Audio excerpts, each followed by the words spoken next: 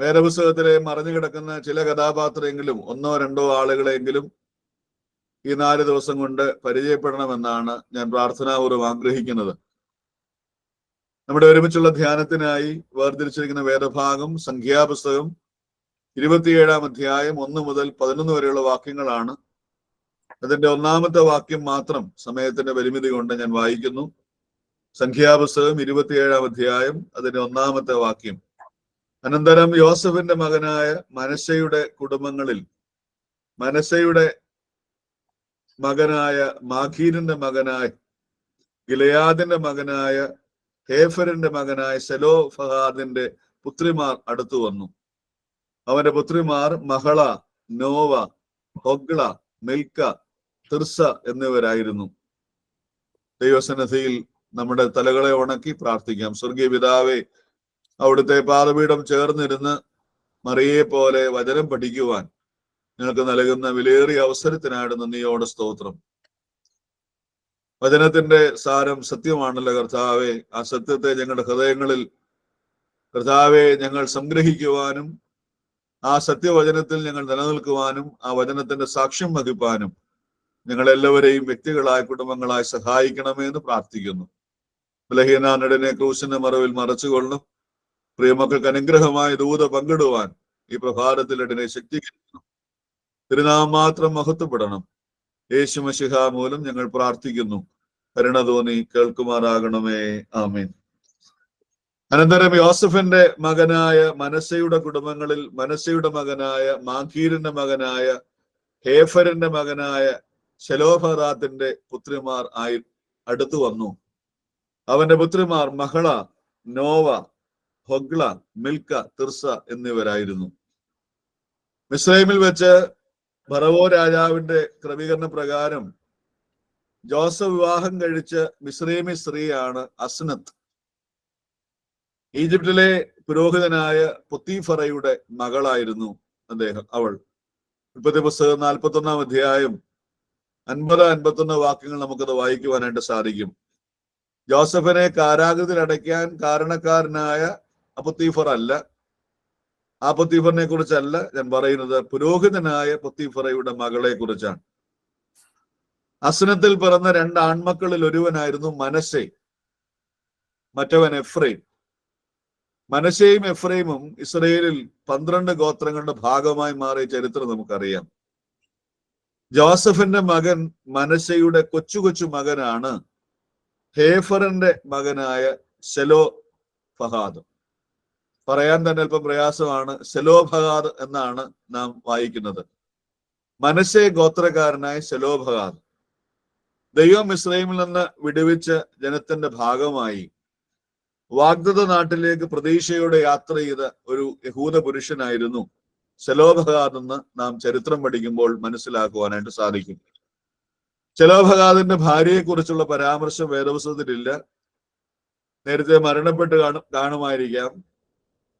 ദൈവത്തിന്റെ അത്ഭുതകരമായ വീണ്ടെടുപ്പ്, മോശയുടെയും അഹരോന്റെയും തീക്ഷ്ണമായ നേതൃത്വം, പ്രതിസന്ധികളുടെ നടുവിലെ ദൈവത്തിന്റെ ഇടപെടൽ, മോശയിലൂടെയുള്ള ദൈവത്തിന്റെ അരുളപ്പാടുകളൊക്കെ അനുഭവിച്ച് ദൈവജനത്തോടൊപ്പം കനാൻ നാട്ടിലേക്ക് യാത്ര ചെയ്ത സംഘത്തിൽ ഉൾപ്പെട്ട വ്യക്തി തന്നെയായിരുന്നു ശെലോഫഹാദ് എന്ന ഈ പഴയ നിയമ പുരുഷൻ. ശെലോഫഹാദ് എന്ന പേരിന്റെ അർത്ഥം ഡാർക്ക് ഷാഡോ എന്നാണ്. ഇരുണ്ട നിഴൽ, മ്ലാനമായ നിഴൽ എന്നാണ് ആ പേരിന്റെ അർത്ഥം. തന്റെ പേര് അന്വർത്ഥമാക്കിയ ഒരു ജീവിതം തന്നെയാണ് ശെലോഫഹാദ് നയിച്ചത്. നമുക്ക് മാതൃകാപരമായ ആദരണീയമായ ഒരു ജീവിതത്തിന് ഉടമയായിരുന്നില്ല. നിഷേധാത്മകമായ ജീവിതത്തിന്റെ ഒരു നെഗറ്റീവ് ഇംപ്രഷൻ നൽകുന്ന ജീവിതത്തിന് ഉടമയായിരുന്നു ശെലോഫഹാദ്. അതുകൊണ്ട് തന്നെയാണ് ഞാൻ പറഞ്ഞത്, അദ്ദേഹത്തിന്റെ പേര് അന്വർത്ഥമാക്കിയ ജീവിതമാണ്. ഇരുണ്ട നിഴൽ പോലെ ജീവിച്ചവനാണ്. പ്രിയമുള്ളവരെ, പകൽ മേഘസമമായി, രാത്രി അഗ്നിത്തോണായി, ദിവ്യപ്രകാശമായി കൂടെയിരുന്ന യഹോവയായ ദൈവത്തിന്റെ പ്രഭയിൽ, ആ ശോഭയിൽ, പ്രകാശത്തിൽ ജീവിക്കുവാൻ എല്ലാ സാധ്യതകളും ഉണ്ടായിരുന്നിട്ടും, ഒരുപാട് നിയോഗങ്ങൾ ലഭിച്ചിട്ടും, സ്വന്തം വീഴ്ച മൂലം, സ്വന്തം പാപം മൂലം ജീവിതത്തിൽ കരിനിഴൽ വീണുപോയ, ഇരുണ്ട നിഴലിൽ ജീവിക്കേണ്ടി വന്ന ഒരു മനുഷ്യനാണ് സെലോബഹാർ എന്നത് നാം മനസ്സിലാക്കണം.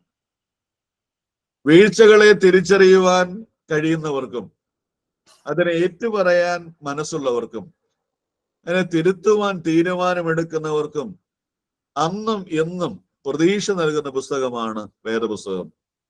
വേദപുസ്തകത്തിന്റെ സനാതനമായ സന്ദേശം അത് തന്നെയാണല്ലോ, repent and come back to God എന്നാണ്. ഏകദേശം 1056 പ്രാവശ്യം നാം വേദപുസ്തകം പരിശോധിക്കും. പഴയ നിയമത്തിൽ ഷൂബ് എന്ന പദം പറയുന്നുണ്ട്. ഷൂബ് എന്ന എബ്രായ പദത്തിന്റെ അർത്ഥം തന്നെ come back to God, repent to God, come back to God, മടങ്ങി വരിക കർത്താവിലേക്ക് എന്നുള്ളതാണ്. മടങ്ങി വരുന്നവരെ അവരായിരിക്കുന്ന അവസ്ഥയിൽ ചേർത്ത് പിടിക്കുന്ന ഒരു ദൈവമാണ് നമ്മുടെ ദൈവം.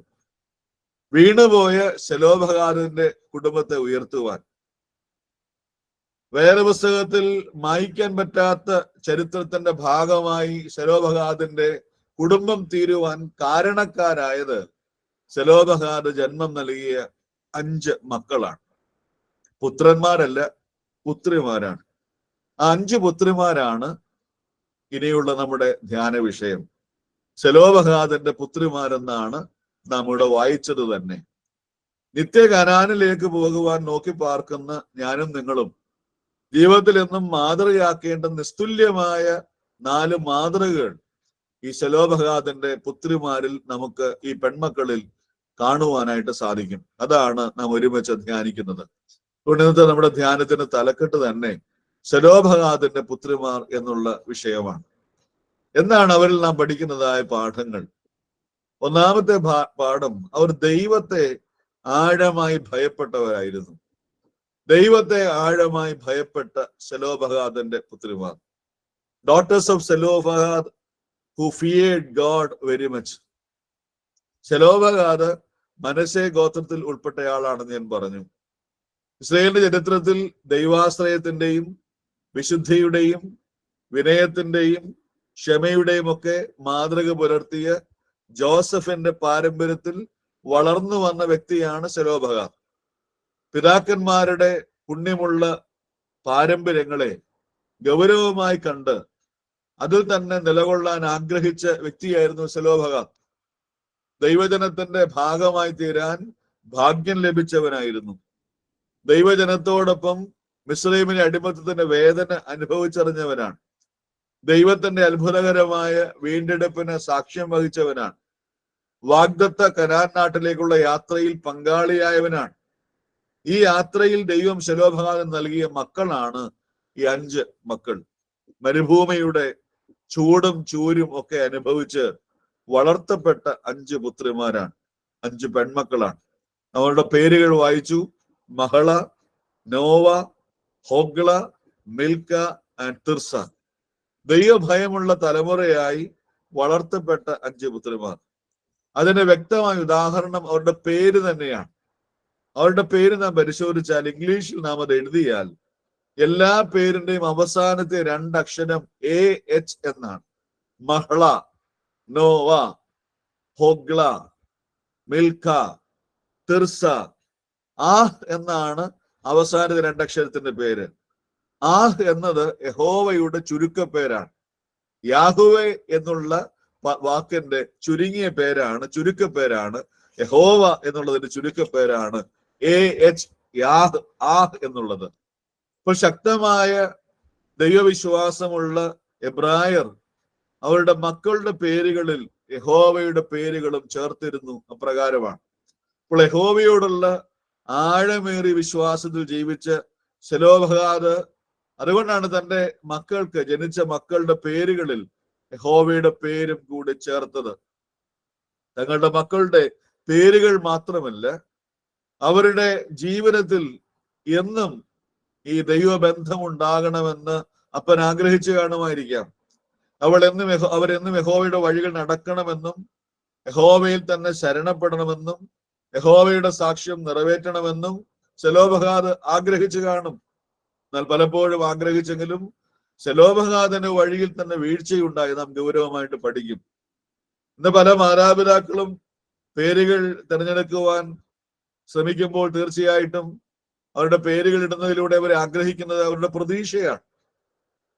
ഇവരുടെ പേരുകളുടെ അർത്ഥം പരിശോധിച്ചാൽ മനസ്സിലാകും വ്യക്തമായി. മഹള എന്ന വാക്കിന്റെ അർത്ഥം ഫൊർഗീവൺ എന്നാണ്, ക്ഷമിക്കപ്പെട്ടവൾ, ക്ഷമിക്കുന്നവൾ എന്നാണ്. മഹള എന്ന വാക്കിന്റെ അർത്ഥം ഫൊർഗീവൺ, ക്ഷമിക്കപ്പെട്ടു എന്നാണ്. ഹൊഗ്ള എന്ന വാക്കിന്റെ അർത്ഥം സർക്കിളിംഗ്, വലയം ചെയ്യുന്നവൾ എന്നാണ്. വലയം ചെയ്യുന്നവൾ എന്നാണ് ഹൊഗ്ള എന്ന വാക്കിന്റെ അർത്ഥം. നോവ എന്ന വാക്കിന്റെ അർത്ഥം ചലനം, ചലനാത്മകം, മൂവ്മെന്റ് എന്നാണ്, ചലിക്കുന്നവൾ എന്നുള്ളതാണ്. തിർസ എന്ന വാക്കിന്റെ അർത്ഥം പ്ലീസിംഗ്, പ്രസാദാത്മകമായവൾ അല്ലെങ്കിൽ ഹൃദ്യമായി ഇടപെടുന്നവൾ എന്നാണ് സിർസ എന്ന പേരിന്റെ അർത്ഥം. മിൽക്ക എന്ന വാക്കിന്റെ അർത്ഥം ക്വീൻ, രാജ്ഞി എന്നാണ്. അപ്രകാരം പദവിയുള്ളവൾ എന്നാണ്. യഹോവയുടെ നാമം ചേർത്ത് പേരുകളുടെ ഉടമകളായിരുന്നതിനാൽ അവരുടെ ജീവന സാഹചര്യങ്ങൾ അനുകൂലമാകണം എന്നർത്ഥമില്ല. പ്രതിസന്ധികൾ നിറഞ്ഞ വഴികളിലൂടെയാണ് അവരും യാത്ര ചെയ്തത്. അവരുടെ അമ്മ ആദ്യം മരണപ്പെടുന്നു. പിന്നാലെ അധികം വൈകാതെ സ്വന്തം പാപം മൂലം സെലോഭഗാദും മരണപ്പെടുന്നു. അവർക്ക് കൂട്ടായ ഒരു സഹോദരൻ പോലുമില്ല. പെൺമക്കൾ മാത്രമുള്ള അനാഥത്വം പേറുന്ന ഒരു വീട്. മരുഭൂമി അവർക്ക് സമ്മാനിച്ചത് അനാഥത്വത്തിന്റെ പൊള്ളുന്ന ഓർമ്മകളാണ്. നല്ല പൊള്ളുന്ന അനുഭവങ്ങളിൽ പതറിപ്പോകാതെ പിടിച്ചു നിന്നതിനാലാണ് നൂറ്റാണ്ടുകൾക്ക് ശേഷം ഇന്നും 5 സഹോദരിമാർ നമ്മുടെ ധ്യാന വിഷയമായി മാറുന്നത്. മരുഭൂമിയിലെ ഈ ചൂടേറിയ അനുഭവങ്ങൾ അവരെ ദൈവാശ്രയമുള്ളവരാക്കി മാറ്റി. അവരുടെ പേര് പോലെ തന്നെ അവർ യഹോവയോട്, യാഹ്വയോട് ചേർന്നിരുന്നു. അതുകൊണ്ടാണ് വിപരീത അനുഭവങ്ങളുടെ നടുവിലും അവർ ദൈവ സാന്നിധ്യം അനുഭവിപ്പാനായിട്ട് ഇടയായി തീർന്നത്. ഈ പഠനം പൂർത്തിയാകുമ്പോൾ നമുക്കത് വ്യക്തമായിട്ട് മനസ്സിലാക്കുവാനായിട്ട് സാധിക്കും. അതുകൊണ്ട് ഒന്നാമതായി ഈ പ്രഭാതത്തിൽ നാം പഠിക്കേണ്ട പാഠം അതാണ്. അവർ ദൈവത്തെ ആഴമായി ഭയപ്പെട്ട് ജീവിച്ചവരാണ്, ദൈവാശ്രയത്തോടെ നിലകൊണ്ടവരാണ്. രണ്ടാമതായി സെലോഭഗാദിന്റെ പുത്രിമാർ നമുക്ക് നൽകുന്ന മാതൃക എന്ന് ചോദിച്ചു കഴിഞ്ഞാൽ, സമാഗമന കൂടാരത്തെ അഭയം ചൊല്ലിയവരായിരുന്നു സെലോഭഗാദിന്റെ പുത്രിമാർ എന്നാണ്. അവർ സമാഗമന കൂടാരത്തെ അഭയം ചൊല്ലിയവരാണ്. സംഖ്യാപുസ്തകം 25-ാം അധ്യായം ശിത്തീമിൽ വെച്ച് മോവാബ്യ സ്ത്രീകളോട് ചേർന്ന് പാപം ചെയ്ത ഇസ്രായേൽ മക്കളുടെ ജീവിതത്തിൽ ദൈവം വരുത്തിയ ബാധയെ കുറിച്ച് പറയുന്നുണ്ട്. നിങ്ങൾ കുറിച്ചു വെച്ചാൽ മതി, പിന്നീട് വായിച്ചു നോക്കണം. സംഖ്യാപുസ്തകം 25-ാം അധ്യായം. അതേ പാപം വീണ്ടും പരസ്യമായി ആവർത്തിക്കപ്പെട്ടപ്പോൾ എലയാസന്റെ മകനായ ഫിനെഹാസ് തീഷ്ണതയോടെ യഹോവയ്ക്ക് വേണ്ടി ശിക്ഷ നടപ്പാക്കിയതും ഒക്കെ വിശദമായി നമ്മോട് വായിക്കുന്നുണ്ട്. ഈ വലിയ ബാധയ്ക്ക് ശേഷം യഹോവയായ ദൈവം മോശയോടും പുരോഹിതന്റെ മകനായ എലയസറിനോടും ഇസ്രായേൽ മക്കളുടെ സർവ്വസഭയും ഗോത്രമായി എണ്ണി സംഖ്യ എടുപ്പിനെന്ന് കൽപ്പിക്കുകയാണ്. സംഖ്യാപുസ്തകം 26-ാം അധ്യായം 1 മുതലുള്ള വാക്യങ്ങളിൽ നാം അത് വായിക്കുന്നുണ്ട്. ഞാൻ വീണ്ടും ആവർത്തിക്കട്ടെ. യഹോവയായ ദൈവം മോശയോടും പുരോഹിതന്റെ മകനായ എലയസറിനോടും ഇസ്രായേൽ മക്കളുടെ സർവ്വസഭയെയും ഗോത്രമായി എണ്ണി അവരുടെ സംഖ്യ, അവരുടെ സെൻസസ് എടുക്കാനായിട്ട് അവരോട് പറയുകയാണ്. അങ്ങനെ മോശയും പുരോഹിതനായ എലയസറും കൂടി മോവാബ് സമഭൂമിയിൽ വെച്ച് ജനസംഖ്യ കണക്കാക്കുന്നു. സംഖ്യാപുസ്തകം 26-ാം അധ്യായം 1 മുതലുള്ള വാക്യങ്ങളിൽ നമുക്ക് വായിക്കുവാനായിട്ട് സാധിക്കും. ഈ കണക്കിൻ പ്രകാരമാണ് ഇസ്രായേൽ ജനത്തിന് അവരുടെ വാഗ്ദത്ത ഭൂമിയിലെ അവകാശം വീതിച്ച് നൽകുവാൻ തീരുമാനം ഉണ്ടായത്. യഹോവയുടെ ന്യായപ്രമാണ പ്രകാരം എല്ലാ ഗോത്രങ്ങളിലും എല്ലാ കുടുംബങ്ങളിലുമുള്ള പുരുഷ പ്രജകൾക്കാണ് കനാൻ ദേശത്ത് അവകാശം ലഭിച്ചത്. ഇപ്പോൾ ചരിത്രം നാം മനസ്സിലാക്കണം. പുരുഷ പ്രജകൾക്ക് ഈ സെൻസസ് അനുസരിച്ച് അവരുടെ അവകാശം ലഭിക്കുകയാണ്. യഹോവയായ ദൈവം കൽപ്പിച്ചു. മോശയും എലയസരും കൂടി തയ്യാറാക്കിയ ആ കണക്കിൻ പ്രകാരം കനാൻ ദേശത്ത് ഈ ദൈവജനത്തിന് അവരുടെ അവകാശം വീതിച്ച് നൽകുകയാണ്. ഓരോ ഗോത്രങ്ങളിലും ഓരോ കുലങ്ങളിലും ഓരോ കുടുംബങ്ങളിലും ഉൾപ്പെട്ട എല്ലാ ഇസ്രായേൽ മക്കൾക്കും ഈ വാർത്ത സന്തോഷം പകരുന്ന ഒരു അനുഭവമായി. കാരണം അവർക്ക് ദൈവം നമ്പുരാൻ അവരുടെ അവകാശം വീതിച്ച് നൽകുന്ന, പ്രത്യാശ നിറയുന്ന ഒരു വാർത്തയാണ്. ഈ വർത്തമാനം സെലോഭഗാദിന്റെ മക്കൾ പാർത്ത കൂടാരത്തിലും എത്തുകയാണ്. അവരെ സംബന്ധിച്ച് ഈ വാർത്ത അവർക്ക് വേദനയുളവാക്കിയ വാർത്തയാണ്, നിരാശ പകരുന്ന വാർത്തയാണ്. എന്തുകൊണ്ടാണ് അവർ ഒഴിവാക്കപ്പെട്ടത്? ഈ ലിസ്റ്റിൽ അവരുടെ പേരുകൾ വരാത്തതിന് കാരണം എന്താണ്? അവർക്ക് അപ്പനില്ലാത്തത് കൊണ്ടാണ്. അല്ലെങ്കിൽ അവർക്ക് ഒരു സഹോദരൻ ഇല്ലാത്തത് കൊണ്ടാണ്. അപ്പോൾ പുരുഷപ്രജയുള്ള ഭവനങ്ങൾക്ക് മാത്രമാണ് അവകാശം. അപ്പനും അമ്മയും മരണപ്പെട്ട് അനാഥത്തിൽ കഴിയുന്ന ഈ പ്രിയപ്പെട്ടവർക്ക് അവകാശ ഭൂമിയിൽ സ്ഥാനമില്ല എന്നുള്ള വർത്തമാനം അവരെ വല്ലാതെ വേദനപ്പെടുത്തി. ദൈവത്തിൽ പൂർണ്ണമായി ശരണപ്പെട്ട് ദൈവജനത്തോടും ഒപ്പം പാർത്ത ഈ പെൺമക്കൾ ഇതാ പുരുഷ സന്താനമില്ലാത്തതിന്റെ പേരിൽ തങ്ങളുടെ അവകാശ ഭൂമിയിൽ തള്ളപ്പെടുന്നു എന്ന് തിരിച്ചറിഞ്ഞ മാത്രയിൽ അവരടങ്ങിയിരുന്നില്ല, അവർ മൗനം ആചരിച്ചില്ല, അവർ തങ്ങളുടെ കൂടാരം വിട്ടിറങ്ങുകയാണ്. എന്തിനാണ് ഇറങ്ങിയത്? അവർക്കും അന്നും ഇന്നും ശരണമായി തീർന്ന സമാഗമന കൂടാരത്തിൽ ചെന്ന് അവരുടെ സങ്കടങ്ങൾ പങ്കുവെക്കാൻ വേണ്ടിയാണ്. ഹല്ലേലൂയ.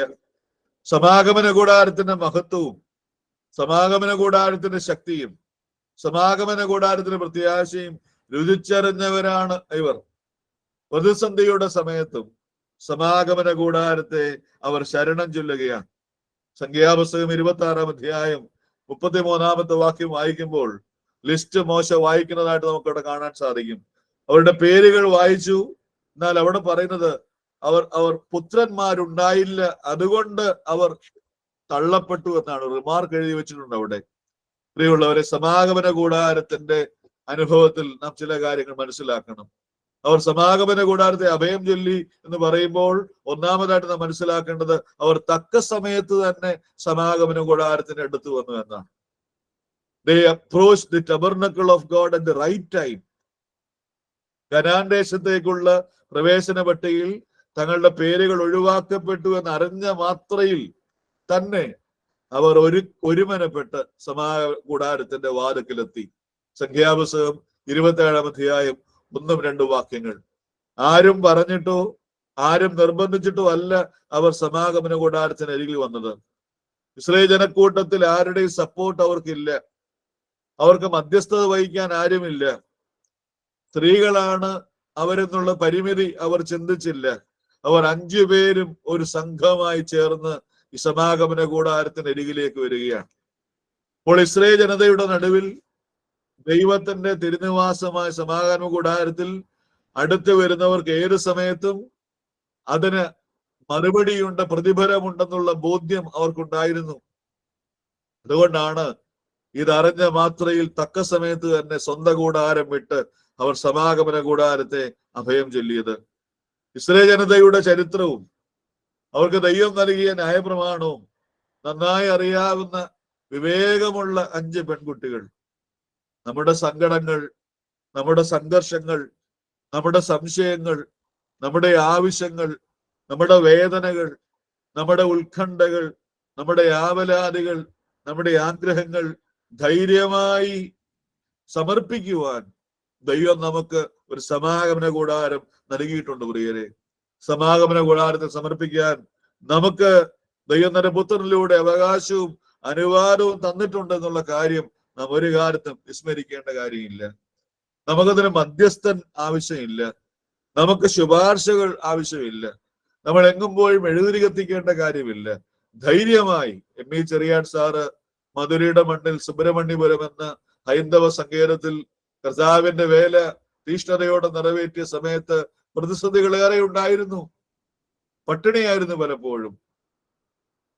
അപ്രകാരം പ്രതിസന്ധികളിലൂടെ ജീവിക്കുന്ന സമയത്ത് രക്ഷാവഴി എന്ന സുവിശേഷം പ്രതി വിറ്റ് കിട്ടുന്ന 2 കാശ് കൊണ്ടാണ് തന്റെ മറക്കമറ്റാത്ത കുഞ്ഞുങ്ങളെ വളർത്തിയത്. ഭാര്യ മരണപ്പെട്ടു.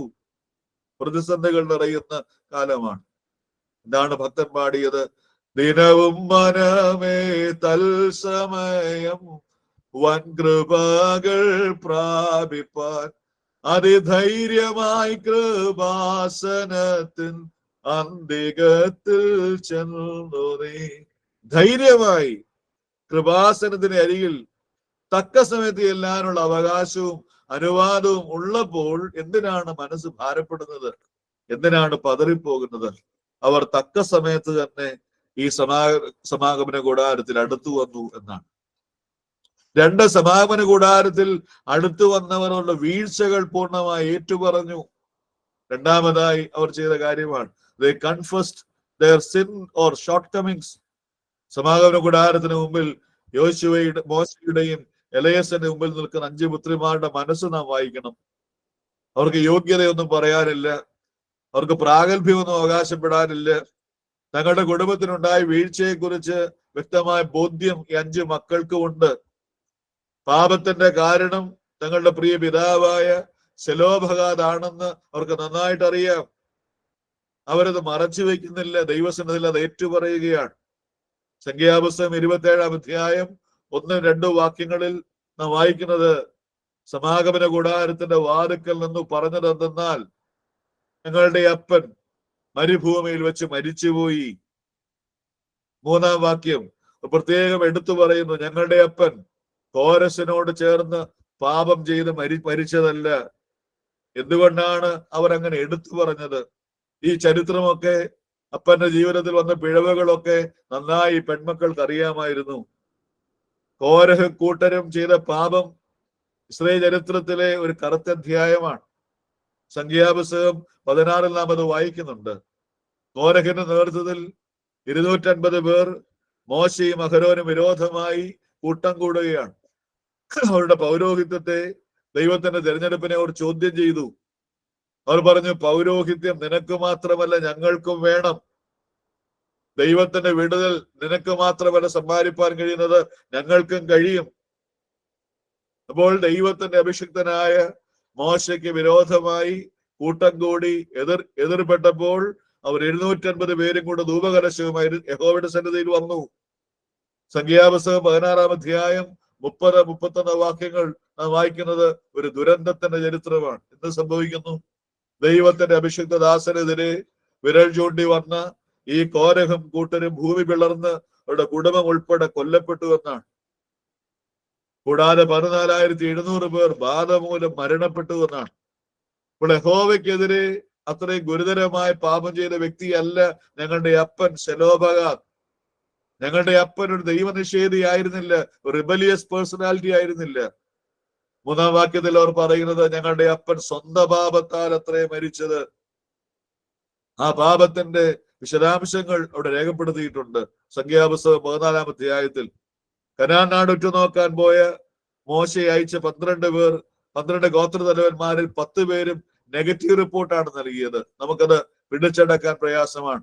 ദേശം നല്ലതാണ്, പാലും തേനും ഒഴുകുന്നതാണെങ്കിലും അവിടെ ഉള്ള മല്ലന്മാർ പ്രബലന്മാരാണ്, ശത്രുക്കൾ ശക്തന്മാരാണ്, നമുക്ക് പിടിച്ചടക്കാൻ പറ്റില്ല എന്ന് പറയുന്ന നെഗറ്റീവ് റിപ്പോർട്ടാണ് അവർ നൽകിയത്. അനാക്യമല്ലന്മാരുള്ള ദേശം കൈവശമാക്കാൻ കഴിയില്ലെന്ന് അവർ പറഞ്ഞ് ഭീരുക്കളായി തീർന്നു.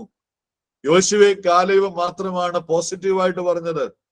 അന്ന് അവിശ്വസിച്ചതെ നോക്കി യഹോവ കൽപ്പിച്ചൊരു കാര്യമുണ്ട്, നിങ്ങൾ ആ ദേശം കാണില്ല, നിങ്ങളുടെ മക്കൾ അതിനെ അവകാശമാക്കും, നിങ്ങളുടെ ശവം മരുഭൂമിയിൽ വീഴും, ആ പുരുഷന്മാരെല്ലാം ബാധ കൊണ്ട് മരിക്കും. സംഖ്യാപുസ്തകം 14:34-31 മുതലുള്ള വാക്യങ്ങൾ. അപ്രകാരം എന്റെ അപ്പനും അന്ന് അവിശ്വസിച്ചവനാണ്.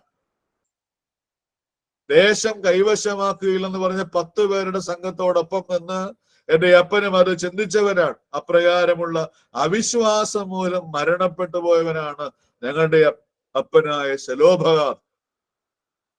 അപ്പന്റെ വീഴ്ചകൾ മറച്ചു പിടിക്കാതെ, കുറവുകൾ മറച്ചു പിടിക്കാതെ, മടികൂടാതെ ഏറ്റുപറയാൻ അവർ തയ്യാറാവുകയാണ്.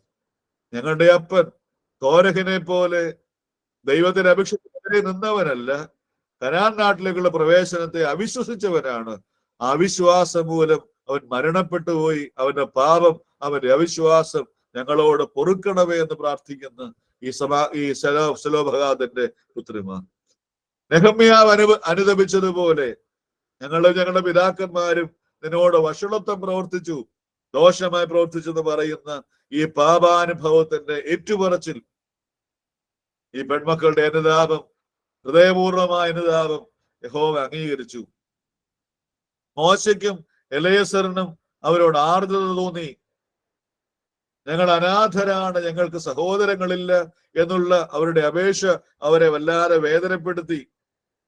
സമാഗമന കൂടാരത്തിന് അരികിൽ എല്ലാം തുറന്നു പറയാം പ്രിയരെ. നമ്മുടെ വീഴ്ചകൾ പറയാം, നമ്മുടെ നൊമ്പരങ്ങൾ പറയാം, നമ്മുടെ ഞരക്കങ്ങൾ പറയാം, നമ്മൾ വീണുപോയ മേഖലകൾ പറയാം, നമ്മുടെ തോൽവികൾ പറയാം, നമ്മുടെ പരാജയങ്ങൾ പറയാം. അത് തുറന്നു പറയുമ്പോൾ നമ്മുടെ നേരെ മുഖം തിരിക്കുന്ന ഒരു ദൈവമല്ല നമ്മുടെ ദൈവം. ഒരു മോശയ്ക്കും എലയസറിനും ഐഹിക ഭൂമിയിൽ ഈ പെൺമക്കളുടെ പാപമേറ്റുപറച്ചിലിൽ മനസ്സലിവുണ്ടായെങ്കിൽ സ്വർഗസ്ഥരായ നമ്മുടെ ദൈവ പിതാവ് തന്റെ സന്നിധിയിൽ അനുദപിക്കുന്നവരോട് എത്രമാത്രം ദയാലുവായ ഒരു ദൈവമാണെന്ന് നാം മറന്നു പോകരുത്. മറ്റൊരു കാര്യം കൂടെ ഇവിടെ മനസ്സിലാക്കണം. സമാഗമന കൂടാരത്തിന് മുമ്പിൽ നിൽക്കുമ്പോൾ ഒന്ന് ഞാൻ പറഞ്ഞവർ തക്ക സമയത്ത് തന്നെ സമാഗമന കൂടാരത്തിൽ അഭയം ചൊല്ലി. രണ്ടവർ വീഴ്ചകൾ പൂർണ്ണമായി ഏറ്റുപറഞ്ഞു. മൂന്നാമതായി സമാഗമന കൂടാരത്തിൽ വന്നാൽ പ്രശ്നത്തിന് പരിഹാരം ലഭിക്കുമെന്ന് അവർ പൂർണ്ണമായി വിശ്വസിച്ചു. They came with great confidence എന്നാണ്. അവർ പൂർണ്ണമായി വിശ്വസിച്ചു. പ്രശ്നം പരിഹാരം ലഭിക്കണമെങ്കിൽ സമാഗമന കൂടാരത്തിൽ അഭയം ചൊന്നാൽ സാധ്യമാകും. ശ്രദ്ധേയമായ വിശ്വാസത്തിന്റെ ഉടമകളായിരുന്നവർ. അപ്പന്റെ അമ്മയുടെയും മരണശേഷം മരുഭൂമിയുടെ വഴികളിൽ അവരോട് കൂടെ ഇരുന്ന ദൈവം ഈ വലിയ പ്രതിസന്ധിക്കും പരിഹാരം നൽകുമെന്ന ഉറപ്പ് 5 പേർക്കും ഒരുപോലെ, ഒരാൾക്ക് പോലും അതിനകത്ത് സംശയം ഉണ്ടായിരുന്നില്ല. പ്രശ്നം വന്നപ്പോൾ മാനുഷികമായ വഴികൾ അവർ തേടാഞ്ഞത് അതുകൊണ്ടാണ്. കൂടാരങ്ങൾ കയറിയിറങ്ങി സങ്കടം പറഞ്ഞില്ല. ദൈവത്തിന് നീതിയെ അവർ ചോദ്യം ചെയ്തില്ല. മോശയോട് പിറുപിറുത്തില്ല. എലയസറിനോട് പിറുപിറുത്തില്ല. ആളുകളെ കൂട്ടി പ്രതിഷേധ സ്വരം ഉയർത്തിയില്ല. എന്നാൽ വിവാഹം കഴിച്ച് പ്രശ്നത്തിന് പരിഹാരം നേടാമെന്ന് മാനുഷികമായി ചിന്തിച്ചില്ല. എന്നാൽ മരുഭൂമിയിൽ വെച്ച് പട്ടുപോകട്ടെ എന്ന് അവർ പ്രാർത്ഥിച്ചില്ല. പലപ്പോഴും നമ്മളൊക്കെ അങ്ങനെയാണ്. പ്രതിസന്ധി വരുമ്പോൾ അതിന് കാരണക്കാരായവർക്കെതിരെ വിരോധമായി നാം സംസാരിക്കുന്നവരാണ്. മറ്റുള്ളവരോട് പങ്കുവയ്ക്കാൻ ശ്രമിക്കുന്നവരാണ്. പിറുപിറുക്കുന്നവരാണ്. പ്രതിഷേധ സ്വരം ഉയർത്തുന്നവരാണ്. എന്നാൽ ഇതൊന്നും ചെയ്യാതെ അവർ എല്ലാ കാര്യങ്ങളും സമാഗമന കൂടാരത്തിൽ അഭയം ചൊല്ലി പ്രാർത്ഥിക്കുകയാണ്. സമാഗമന കൂടാരത്തിൽ പരിഹരിക്കപ്പെടാത്ത പ്രശ്നങ്ങൾ ഒന്നുമില്ലെന്ന് ഈ 5 പേർക്കും ഉറപ്പുണ്ടായിരുന്നു. അവരെ കുറിച്ച് വായിക്കുന്ന എല്ലായിടത്തും അവരുടെ പേരുകൾ ഒരുപോലെയാണ് പറയുന്നത്. അവർ പറയുന്നു, അപ്പന്റെ സഹോദരന്മാരുടെയിൽ ഒരവകാശം തരണം. കുടുംബത്തിന്റെ പേര് നിലനിർത്തണമെങ്കിൽ ആൺമക്കളില്ലാത്ത ഞങ്ങളുടെ കുടുംബം തള്ളപ്പെടും. വിശ്വാസം പകർന്നു നൽകാൻ ഞങ്ങൾക്കൊരു തലമുറയില്ലാതെ പോകും. മോശയുടെ പ്രതികരണം എത്ര ശ്രേഷ്ഠമാണെന്നറിയാമോ? 27-ാം അധ്യായത്തിന്റെ 5-ാം വാക്യത്തിൽ ഈ വിഷയം മോശ കേട്ടപ്പോൾ, ഹല്ലേലൂയ, എന്താ ചെയ്തത്? 27-ാം അധ്യായത്തിന്റെ 5-ാം വാക്യത്തിൽ മോശ യഹോവയുടെ മുമ്പാകെ അവരുടെ കാര്യം സമർപ്പിച്ചു. ഹല്ലേലൂയ. മോശയ്ക്ക് തന്റെ പരിമിതികളെ കുറിച്ച് നന്നായിട്ട് അറിയാം. ഏത് വിഷയത്തിന്മേലും നീതിപൂർവമായ തീർപ്പ് നൽകാൻ കഴിയുന്ന യഹോവയായ ദൈവമാണ് തന്നെ ഇത്രയും കാലം ഈ മരുഭൂമിയിൽ നടത്തിയത്. തന്റെ കഴിവ് കൊണ്ടല്ല.